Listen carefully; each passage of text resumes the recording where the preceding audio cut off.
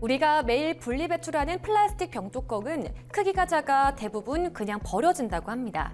이렇게 버려지는 병뚜껑을 새로운 자원으로 되살리는 프로젝트가 눈길을 끌고 있는데요. 바로 서울환경연합의 플라스틱 방앗간입니다.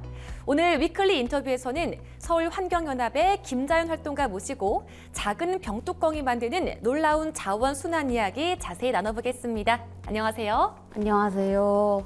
네, 반갑습니다. 먼저 플라스틱 방앗간이라는 이 이름이 굉장히 정겹고 또 독특하기도 합니다. 곡식을 빻아서 떡을 만드는 방앗간처럼 플라스틱으로 무언가를 만들다라는 뜻일 것 같은데요. 어떤 캠페인인지 먼저 소개 부탁드립니다.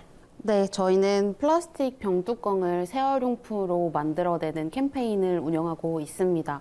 맛있는 떡을 만들기 위해서 좋은 쌀이 필요한 것처럼 병뚜껑도 사실은 버려야 할 쓰레기가 아니라 다시 사용할 수 있는 자원이기 때문에 이 병뚜껑을 시민분들과 함께 저희는 모아서 자원으로 다시 활용하는 프로젝트를 하고 있고요.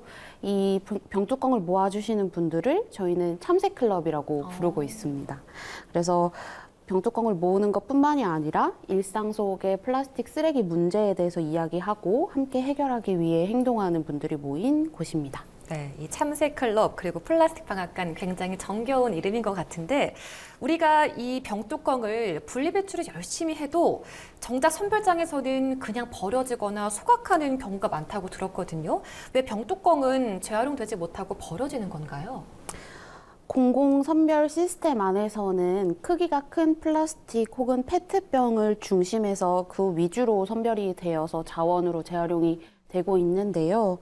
그래서 크기가 작은 병뚜껑과 같은 플라스틱 폐기물들은 함께 재활용 선별장으로 보내져도 분리가 되지 못하고 폐기되어서 매립되거나 소각되고 있습니다. 근데 병뚜껑은 아까도 말씀드렸던 것처럼 사실은 자원이거든요. HDPE라고 하는 단일 소재로 이루어져 있는 고품질의 소재여서 이러한 고품질의 자원을 이제 우리가 시민의 힘으로 모아서 다시 자원화하자라고 하게 되었어요. 처음에는 온라인으로 신청을 받아서 택배로 병뚜껑을 수거하셨다고 들었어요. 그런데 지난 2024년 10월 서울 종로구 노화동에 오프라인 공간 새로 여셨다고 들었는데 오프라인 공간을 만든 가장 큰 이유는 무엇이었어요? 네, 말씀해 주셨던 대로 저희가 처음에는 온라인으로 신청자분들을 모아서 택배로 병뚜껑을 보내주실 수 있게끔 했었는데요. 감사하게도 너무 많은 분들이 참여를 원해주신 덕분에 서울뿐만 아니라 부산 아니면 제주도에서까지 이제 택배로 병뚜껑을 보내주시기 시작하셨어요.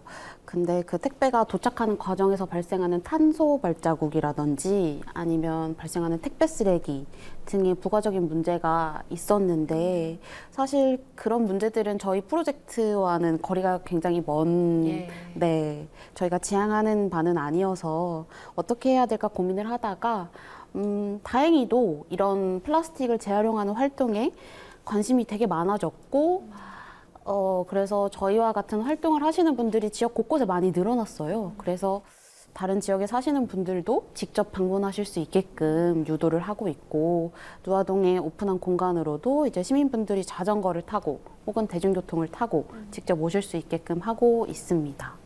이렇게 탄생한 플라스틱 방앗간에서 시민들이 가지고 온 병뚜껑으로 어떻게 새 제품을 탄생하는지 그 과정 또한 궁금해집니다.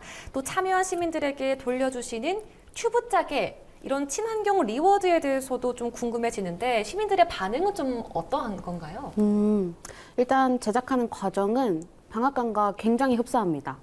병뚜껑을 수집하고 분류하고 세척하고 분쇄하고 녹여서 다시 만드는 쌀을 빻아서 떡을 만드는 과정이랑 굉장히 흡사한데요. 그러게요. 네, 참새클럽의 시민분들이 병뚜껑을 모아서 가져오시면 저희가 이렇게 쌀알처럼 작은 크기로 병뚜껑을 분쇄하고 분쇄한 병뚜껑 가루를 사출기라고 하는 기계에다가 넣어서 열을 가해서 반죽 형태로 플라스틱을 녹입니다. 녹인 플라스틱을 금형, 그 모양의 틀에 쭉 집어 넣으면 그 모양대로 이제 업사이클링 제품이 제작이 되는 것이고요. 반응은 굉장히 좋습니다. 왜냐하면 병뚜껑들이 되게 색색이잖아요. 네. 되게 여러 가지 색을 가지고 있어서 그 병뚜껑들이 녹아서 만들어내는 오묘한 무늬가 참 예쁩니다. 네. 2020년부터 시작해서 벌써 12만 명이 넘는 시민들이 이 뚜껑 모으기에 동참하셨다고 합니다. 그렇다면 플라스틱 방앗간의 최종 목표는 무엇인지 궁금하고요. 그리고 아마 이 방송을 보고 계시는 시청자분들께도 하고 싶은 말 있다면 마지막으로 부탁드릴게요. 네. 이상하게 들리실 수도 있겠지만 저희의 최종 목표는 플라스틱 방앗간이 없어지는 것입니다. 왜냐하면 병뚜껑이 쉽게 버려지지 않고 일상에서 자연스럽게 다시 자원으로 쓰이는 문화가 만들어지고 또 생산하는 단위가 판매뿐만이 아니라 쓰이고 나서 버려지는 과정까지 책임을 지는 제도적인 것들이 갖춰지면 저희처럼 병뚜껑을 모아서 다시 자원화하는 공간에 필요가 없어지는 것이거든요. 그런 세상과 그런 사회가 오기를 저희는 꿈꾸고 있고 목표하고 있습니다. 시청자 여러분들도 오늘부터 병뚜껑을 보고 그냥 지나치지 말고 플라스틱 쓰레기 문제에 대해서 다시 한번 생각해 봐 주시면 좋을 것 같아요. 그리고 이런 활동을 하고 있는 서울환경연합도 한번 응원해 주시면 감사하겠습니다. 네, 좋습니다. 작은 병뚜껑 하나가 누군가의 손을 거쳐서 다시 태어나듯이 우리의 사소한 분리배출 습관 하나가 지구를 살리는 큰 변화의 시작이 될지도 모르겠습니다. 그렇다면 오늘부터 이 플라스틱 뚜껑 그냥 버리지 말고 모아보시는 건 어떨까요? 지금까지 김자연 활동가님이었습니다. 오늘 말씀 고맙습니다. 감사합니다.